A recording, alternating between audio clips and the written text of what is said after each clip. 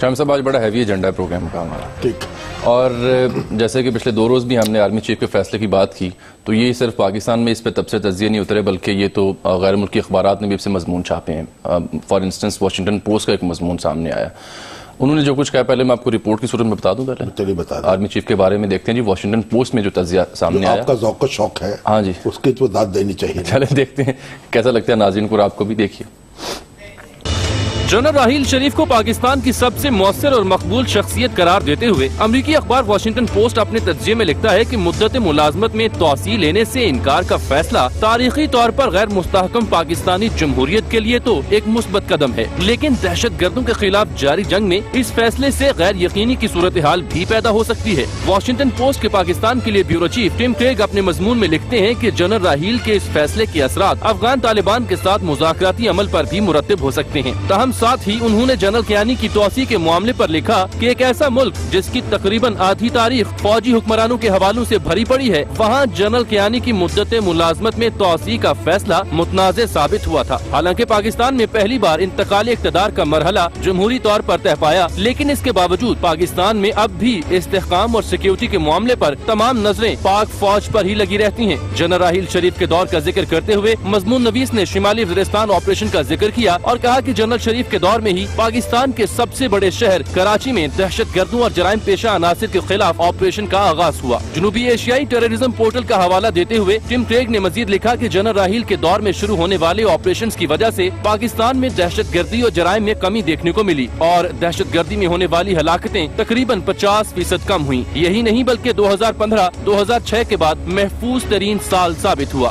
General Raheel نے یہ فیصلہ ایسے وقت میں کیا ہے جب ملکی اقتصادی صورتحال میں بھی بہتری دیکھی جا رہی ہے اور اکتوبر میں ان کی اپنی شہرت 83% تک جا پہنچی تھی۔ جنرل راحیل کے دور میں سول ملٹری تعلقات میں نشیب و فراز بھی دیکھنے کو ملے۔ ایسا وقت بھی آیا جب افواہیں زور پر تھیں کہ شاید فوج حکومت کا تختہ الٹ دے، تب بھی جنرل راحیل نے وزیر اعظم سے ملاقات میں انہیں یقین دلایا کہ اب ملک میں ایسے ایڈونچرز نہیں ہوں گے۔ جنرل راحیل نے مختصر وقت میں اوباما انتظامیہ اور افغانستان میں امریکی کمانڈرز کے ساتھ بہتر تعلقات استوار کیے، حتیٰ کہ مغربی حکام نے بھی جنرل راحیل کی تعریف کرتے ہوئے کہا کہ وہ ماضی کے فوجی سربراہان کی نسبت زیادہ دیانتدار اور پرعزم شخصیت کے مالک ہیں، لیکن ان کے رخصت ہونے کا فیصلہ ایسے وقت میں سامنے آیا ہے جب حالات قدرے نازک ہیں۔ پچھلے ہفتے ہی دہشت گردوں نے باچا خان یونیورسٹی پر حملہ کیا، ادھر امریکہ، افغانستان، پاکستان اور چین افغان امن عمل کے لیے سر جوڑے بیٹھے ہیں اور اب کچھ امریکی حکام مانتے ہیں کہ فوجی حکام اسلام آباد اور دہلی مذاکرات کی راہ میں بھی حائل نہیں، تو ایسے میں جنرل راحیل شریف کے جانے سے غیر یقینی کی صورتحال بھی پیدا ہو سکتی ہے۔ یہ ہے جی ٹم کریگ کا تجزیہ جنرل راحیل شریف کے ڈیسیژن کے حوالے سے۔ کیا واقعی ان کے اس فیصلے سے غیر یقینی کی صورتحال آن گوئنگ پروسیسز میں ہو سکتی ہے؟ دیکھیے، آپ نے اتنی تفصیل سے یہ نقطہ نظر بیان کر دیا ہے کہ اب اس پر قد فرقہ کیا جا سکتا ہے، اور یعنی جو بھی دلائل ہیں اس کے انہوں نے دے دیے۔ نہیں، ایک صورتحال تو غیر یقینی کی پیدا ہو سکتی ہے۔ یہ ایک شخص جب جاتا ہے اور دوسرا شخص آتا ہے تو اس کا جو اپنی ترجیحات ہیں، اس کی جو اپنی خواہشات ہیں، جو اس کے اپنا ایک مزاج ہے، وہ اثر انداز تو ہوتا ہے حالات میں۔ اس کے بارے میں تو ہم یہ نہیں کہہ سکتے کہ یہ بالکل غلط بات ہے، ایسا بالکل نہیں۔ لیکن شاہد صاحب انسٹیٹیوشنل پالیسیز کو موو نہیں کیا جاتا، کہ کیری آن نہیں کیا جاتا؟ میں عرض کر رہا ہوں کہ انسٹیٹیوشنل پالیسیز تو یعنی جاری رہتی ہیں اور زور اسی پہ ہوتا ہے۔ لیکن آپ یہ دیکھیے کہ امریکہ میں بش صاحب تھے، پھر کلنٹن کے بعد آئے، انہوں نے کیا درگت بنائی امریکہ کی، پھر اوباما آئے، تو اب ان سے مختلف سب ایک، یعنی یہ ایک جیسے لوگ تو نہیں تھے، انہوں نے اثرات ڈالے ہیں۔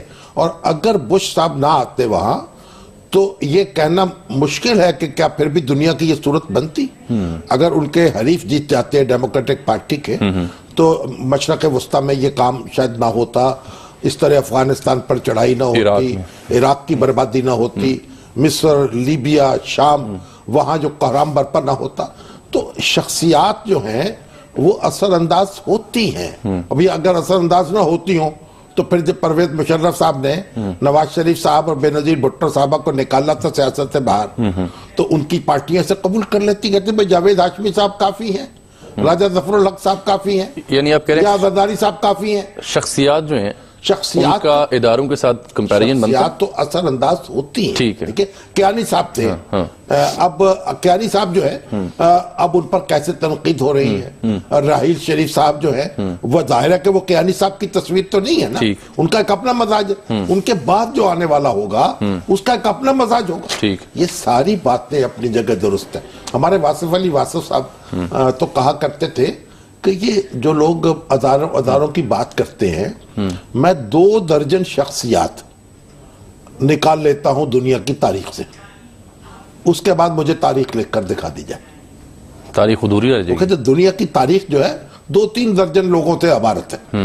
تو اور اس میں کوئی شبہ نہیں کہ راحیل شریف صاحب نے جس عزم کا مظاہرہ کیا ہے وہ ایک بہت غیر معمولی ہے. ان کی شخصیت, ان کی یکسوئی ایک غیر معمولی بات ہے. ان کی مقبولیت اور ان کی قبولیت, اور اس میں جو خدشات تو موجود ہے, لیکن بات یہ ہے کہ پھر آپ یہ بھی دیکھیے کہ یہ معاملہ ہے اداروں کا, اور یہ معاملہ ہے ہمارے ایک نظم و نسق کا. تو ہونا تو یہ چاہیے تھا کہ اگر وزیر اعظم اس سے مناسب سمجھتے اور راحیل شریف صاحب مناسب سمجھتے تو ان کو گزارش کر دی جاتی کہ آپ کچھ دیر اور قیام کر لیں. نہیں سمجھتے تو دوسرا شخص ان کی جگہ آ جاتا. اگر یہ بحث و تمیز ہمارے ہاں نہ شروع ہوتی تو شاید اس نوعیت کا فیصلہ نہ کرنا پڑتا رہی وقت سے بہت پہلے, وہ بھی وقت سے پہلے. اور لیکن ایک مجھے صاحب یہ بھی کہہ رہے تھے کہ اب 1 سال جو 9 مہینے 10 مہینے باقی ہے اس میں وہ تیزی آ جائے گی, کیونکہ راحیل شریف صاحب یہ سمجھیں گے کہ جو کچھ کرنا ہے اس دوران میں کرنا ہے. تو بہرحال یہ تجزیہ جو ہوتا ہے وہ اس کو آپ 100% حساب کا سوال نہیں ہوتا. وہ اس میں دونوں طرح کی صورتحال موجود ہوتی ہے. اب یہ وقت فیصلہ کرے گا, ہم ابھی نہیں کہہ سکتے, لیکن اس میں کوئی دو رائے نہیں ہے کہ نواز شریف صاحب کی شخصیت نواز شریف صاحب کی ہے, زرداری صاحب کی زرداری صاحب کی ہے, بے نظیر بھٹو کی بے نظیر بھٹو کی تھی. اپنے جاوید ہاشمی صاحب ان کی جگہ لے لی, صدر بن گئے مسلم لیگ کے, تو نواز شریف تو نہیں بن گئے. لیکن شاہد صاحب اس واشنگٹن پوسٹ کے تجزیے سے کہیں یہ جھلک تو نہیں لگتی کہ شاید انٹرنیشنلی جو ہے وہ ایک کیمپین یا ایک انٹرنیشنل ایک میسیج دیا جا رہا ہے کہ جناب دیکھیں وہ تو ٹھیک ہے آپ کے لیے تو بہتر ہے, لیکن جو سلسلہ جاری ہے پروسیس سسٹم اس میں خلل آ سکتا ہے. ایک تشویش ہو سکتی ہے, اور اس تشویش کی لہر جو ہے اس کی شدت میں اضافہ بھی ہو سکتا ہے. تو کچھ آپ دیکھیے نا, وہ کہتے ہیں کہ چائے کی پیالی میں اور ہونٹوں میں فاصلہ تو برقرار رہے گا نا. اب دیکھیں. ٹھیک ہے ناظرین, یہاں پروگرام وقت ہے ایک بریک کا, ملتے ہیں آپ سے اس بریک کے بعد.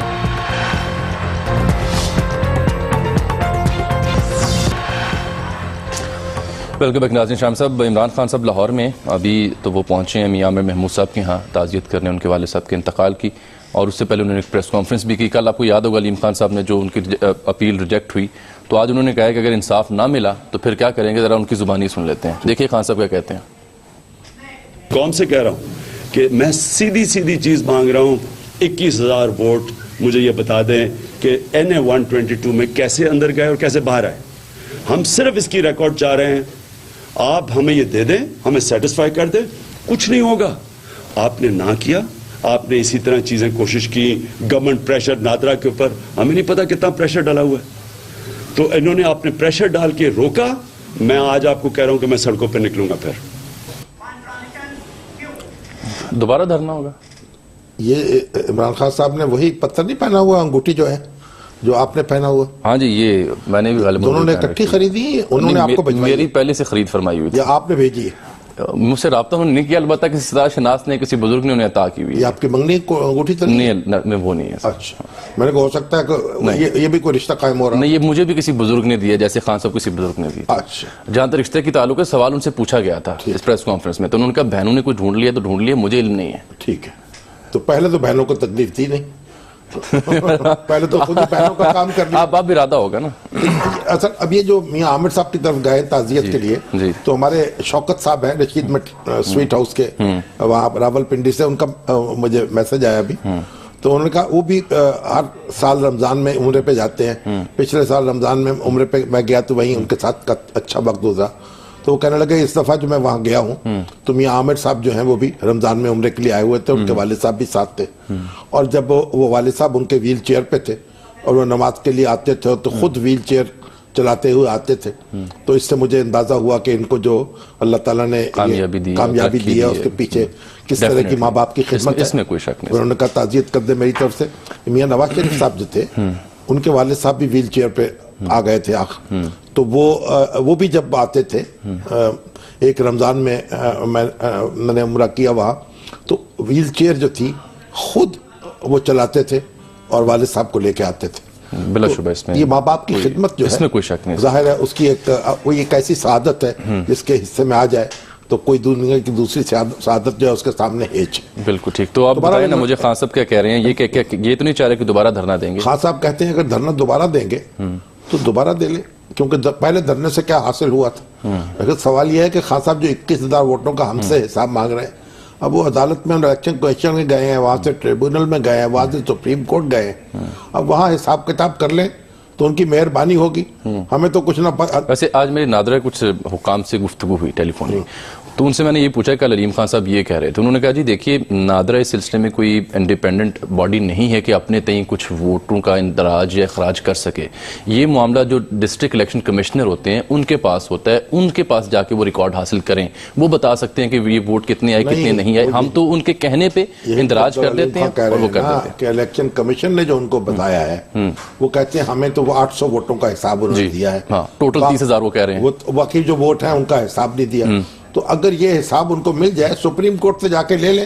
ہمیں بیچاروں کو کیا معلوم کہ بھئی ووٹ کتنے آئے اور کتنے گئے, کتنے صندوقچی میں پڑے. ہمیں اس پہ اتنی تکلیف نہ دیں جو ہم اٹھا نہ سکیں. یہ ان کی مہربانی ہوگی اور ان کے اپنے حال کے لیے بھی اچھا ہوگا. لیکن پتھر ان کے لیے مبارک ثابت ہو رہا ہے. چلیے مبارک. کسی بزرگ نے عنایت کی تھی تو انہوں نے پہن رکھا ہے. پوچھا گیا تھا پہلے بھی سوال ان سے, تو انہوں نے کہا یہ وہ والا پتھر انگوٹھی نہیں ہے جو آپ سمجھ رہے ہیں. یعنی وہ والا پتھر نہیں جو عقل پہ پڑتا ہے, اور وہ والی انگوٹھی بھی نہیں جو آپ سمجھ رہے ہیں. یہ والا وہ یہ پتھر ہے جو مقدر کو کھولتا ہے, مقدر کو بند نہیں کرتا. جی چلیے یہ یلو حقیق ہوتا ہے, بہتر ہوتا ہے. اچھا سر, یہ جو متحدہ قائد ہیں الطاف حسین صاحب, ان کی تقاریر اور میڈیا کوریج پر پابندی خلاف کل متحدہ نے کراچی میں تقریباً 400 سے زائد چھوٹے چھوٹے مقامات تھے, بڑا پرامن قسم کا انہوں نے احتجاج کیا. کوئی ٹریفک کی روانی میں خلل واقعہ نہیں ہوا. فاروق ستار صاحب نے کہا کہ اگر نہ ختم کی گئی پابندی جو کہ غیر آئینی ہے تو پھر یہ احتجاج دھرنوں میں اور ہڑتالوں میں بدل جائے گا. اصل میں جو فاروق ستار صاحب ہیں وہ یہ بات تو نہیں کہہ سکتے کہ غیر آئینی ہے, کیونکہ یہ ہائی کورٹ کے حکم سے یہ پابندی لگائی گئی ہے اور پھر وہ سپریم کورٹ میں گئے, پھر مقدمہ ہائی کورٹ کو ریفر ہو گیا. اب میں نے سنا ہے کہ کل ان سے سماعت ہونے والی, کل سماعت ہے, تو جو مقدمہ ہائی کورٹ میں ہو یا سپریم کورٹ میں ہو اس کا فیصلہ پھر وہیں سے ہونا چاہیے. لیکن یہ اصولی طور پر میں یہ سمجھتا ہوں کہ یعنی جو لیڈر حضرات ہیں ہمارے, جو ذمہ داران ہیں, ان کو بات کرنے کی اجازت ہونی چاہیے, آزادی ہونی چاہیے. آرٹیکل 19 کے تحت وہ حوالہ بات کرتے ہیں, لیکن ان کو بات پوری ذمہ داری کے ساتھ کرنی چاہیے. آرٹیکل 19 جو ہے وہ آزادی کا حق بھی دیتا ہے, گفتگو کا حق بھی دیتا ہے, اور اس کی حد بھی مقرر کرتا ہے. اس حد کو کراس نہیں کرنا چاہیے.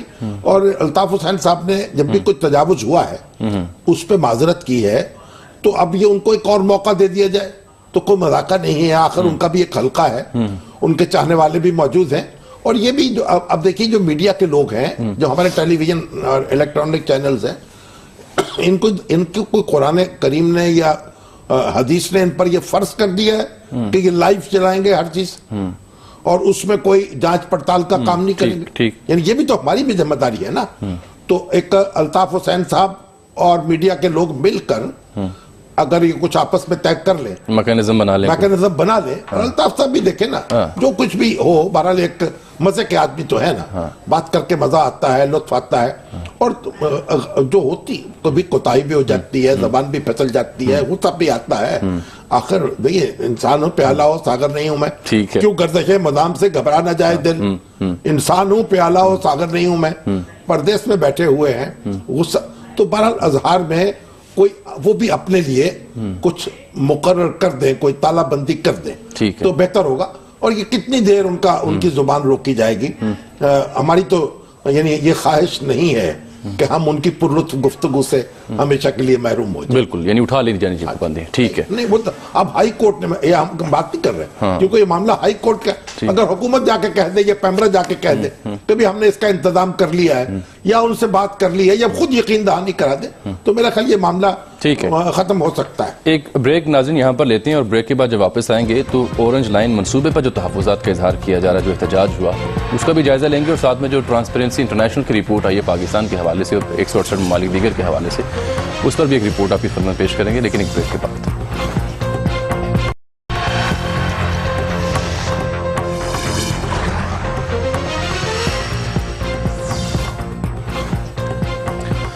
ویلکم بیک ناظرین. شام صاحب, کل بھی پی آئی اے کے حوالے سے جو مجوزہ نجکاری اس پر جو احتجاج ہوا ہم نے بات کرنی تھی لیکن وقت کی قلت تھی, تو آج اس پر بات کر لیتے ہیں. آج بھی چونکہ دوسرے روز بھی احتجاج رہا اور حد یہ کہ کراچی میں جو مرکزی آفس ہے اس پر بھی تالہ بندی تھی, چیئرمین سمیت کوئی بھی ملازم داخلی نہیں ہو سکا اور جو مسافر حضرات یا دیگر لوگ ہیں خاصے مایوس آج لوٹے ہیں.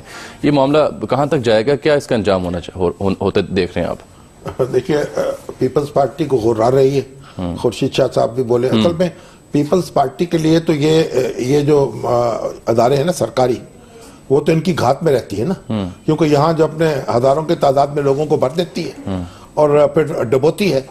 اب آپ غور کر لیں کہ یہ جو پبلک اکاؤنٹس کمیٹی میں کل پی آئی اے کے بارے میں بتایا گیا ہے, جو اس نے کہا گزشتہ 16 سال سے یہ خسارے میں جا رہی ہے اور 20 سے 23 ارب روپے کا سالانہ خسارہ ہے, اور پی آئی اے اس وقت 320 ارب روپے کی مقروض ہے. اور اب اس کا قومی ایئر لائن کے 38 طیاروں کے لیے 417 پائلٹس کام کر رہے ہیں. ہواباز 417 ہے, طیارے 38 ہیں. تو یہ جو درگت بنائی ہے پی آئی اے کی, اس میں بڑا ایک بنیادی کردار جو ہے نا وہ پیپلز پارٹی کا ہے اور اس کی حکومت کے مقرر کردہ لوگوں کا ہے. بلکہ ہیرلڈ نے بھی ایک سٹوری چھاپی تفصیلی کہ عام طور پہ انٹرنیشنل پروازوں میں 150-200 بندہ تعینات ہوتا ہے ایک فلائٹ کے لیے, یہاں 750 تک چلی جاتی ہے تعداد. یعنی اب یہ تو وہ فگر اپنی جگہ, اب یہ کوئی پبلک اکاؤنٹس کمیٹی کے سامنے پیش ہوئے یا اتھینٹک فگرز ہوں گے نا, تو آپ مجھے ایک بتائیے کہ یہ کہاں سے پیسہ لا کے یہ اس میں اس کنویں میں ڈالا جاتا رہے. یہ جو پی آئی اے کے کارکن جو ہنگامہ کر رہے ہیں, یہ وہ بھی نشاندہی کر دیں کہ فلانے تیل کے کنویں سے قوم یہ پیسہ لے آئے اور یہاں آ کے اس کو آگ لگا دے, ان کی خدمت میں پیش کر دے. تو یہ تو سرکاری کنٹرول سے تو اس کو نکالنا ہے, کیونکہ سرکار جیسے بینکوں کی, جب سرکار کے پاس بینک تھے, بینکوں کی جو درگت بنائی تھی وہ دیکھیے, اور جب ڈی نیشنلائز ہوئے ہیں بینک تو کہاں سے کہاں پہنچے. شام صاحب, اگر یہ پرائیویٹائز ہوتی ہے تو ملازمین کا کیا بنے گا؟ یہ دیکھیے, پہلی بات تو ان کے لیے کیا بنے گا, گولڈن ہینڈ شیک ہوگا یا تیاروں میں اضافہ کیا جائے گا, کیسے ان کی کھپت ہوگی. اصل سوال یہ ہے کہ ان کو پیسے دیے کیسے جائیں گے. آپ الٹا کام کر رہے ہیں. یہ یعنی جو لوگ سفارشی ٹٹو جن کی بڑی تعداد بڑھتی ہوئی ہے بغیر کسی کوالیفیکیشن کے, اب ان کی وجہ سے ہم یہ بیٹھ جائیں کہ جناب اربوں روپے یہاں دیتے رہے. تو ان کو حکومت کو البتہ یہ چاہیے کہ ان کے ساتھ بیٹھے. ابھی تو بات تو یہ ہو رہی نا کہ 25% اس کے شیئرز بیچیں گے, اور یہ کوئی دنیا کی طاقت جو ہے اس کو نہیں چلا سکتی. جس آپ اندازہ لگائیں جو 320 ارب روپے کی مقروض ہو, تو اس کا تو اس کے ایسٹ تو ویسے زیرو ہو چکے ہیں, تو اس کو کون لے گا. یہ ایک سٹیل مل کا حال دیکھیے کیا ہوا ہے. یہ بات طے شدہ بات ہے, کسی قیمت پر سرکار جو ہے اس کے قبضے میں پی آئی اے نہیں رہنی چاہیے اور دوسرے ادارے بھی نہیں رہنے چاہیے. پاکستانی سرکار نہیں, دنیا کی سوویت یونین بیٹھ گیا, نہیں چلا سکا, اور یہاں تو بدترین لوگوں سے پالا پڑ چکا ہے جو لوگ انتظام چلانے والے تھے. اس لیے یہ تو اس سے تو حکومت کو تو اس سے نکلنا ہے. اب یہ کیسے کارکنوں کو کیا سہولت دی جا سکتی ہے, کیا بہتر انتظام کیا جا سکتا ہے. اس کے لیے مناسب بات یہ ہے کہ یہ حکومت ان سے بیٹھے, ان سے مشورہ تھوڑا سا کر لے, اور یہ بھی کچھ خدا خوفی کر لے. وہ کرنا پھر ایک طریقہ وہ ہوگا ڈنڈے والا کہ اسینشل سروس قرار دے دی جائے گی, لازمی سروس, اور ہڑتال اس میں ہو نہیں سکے گی. پھر جو ہو سو ہو. یعنی یہ بھی دیکھیے نا, الٹیمیٹلی یہ بھی ہو سکتا ہے. بالکل, لیکن مذاکرات کا معاملہ بہتر ہے. نہیں, بات یہ مذاکرات تو بہتر ہے, پیسہ تو بتائیے نا کون لائے گا کما کے.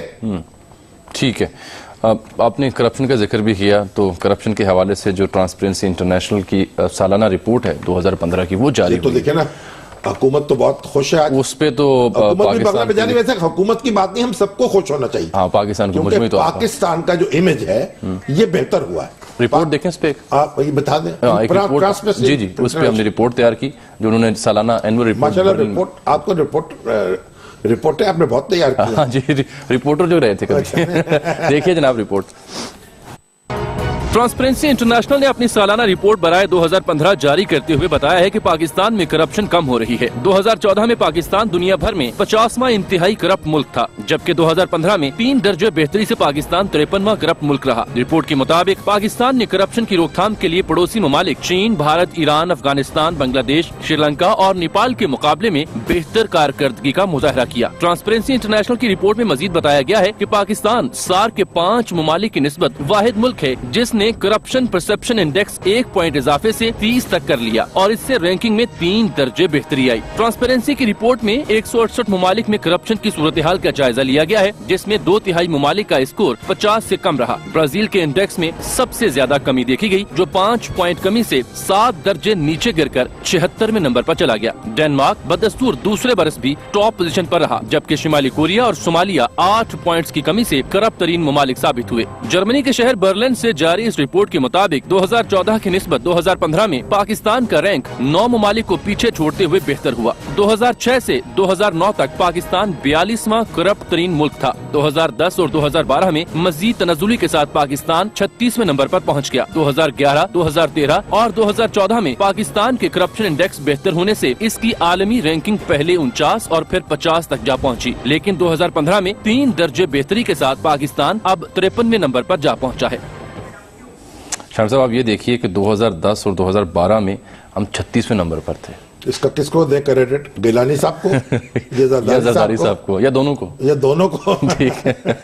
देखिए बात यह है कि ये जो इंडेक्स बेहतर हुआ है, एक तो हो सकता है कि मैं पीटीआई वाले नाराज ना हो जाए, लेकिन ये हमारा अपना पूरा चेहरा दुरुस्त हुआ है, मुल्क का हो रहा है। और इसका एक मैसेज ये भी होगा कि इन्वेस्टमेंट की फजा बेहतर होगी। जब करप्शन कम होती है, बाहर से सरमायाकार जो है उनको भी एक अट्रैक्शन होती है वहां आने में, और ये एक बड़ी मुबारक बात है। और हम दिन रात हमने एक तमाशा मचाया हुआ है। ये हमारे जो सियासतदान है ना, ये एक दूसरे को गाली देने के लिए करप्शन के कवाली करते रहते हैं। उसमें ये होता है कि जो करप्ट लोग हैं बाज़ औक़ात वो छुप जाते हैं, और जो शरीफ लोग हैं, अब जैसे आप देखिए तो शरीफ लोगों के खिलाफ कार्रवाई होती है, उनको करप्ट में शुरू कर दिए जाते हैं। जैसे अल्ताफ हसन कुरैशी साहब का शेर है कि अंधों ने मिलकर शोर मचाया है 400, ता सुन सके न कोई किसी दीदावर की बात। तो इसलिए बहरहाल ये एक बड़ी अच्छी खबर है और इस पर मुबारकबाद पेश की जानी चाहिए उन सब लोगों को जो इस वक्त मुल्क के मामलात को चला रहे हैं। बिल्कुल ठीक। एक ब्रेक नाज़रीन हम यहाँ पर लेंगे प्रोग्राम में और वापस आएंगे तो ऑरेंज लाइन जो ट्रेन मंसूबा है लाहौर में उस पर तफसीली गुफ्तगू करेंगे और माहिरीन की राय भी इस बारे में प्रोग्राम में शामिल करेंगे एक ब्रेक के बाद।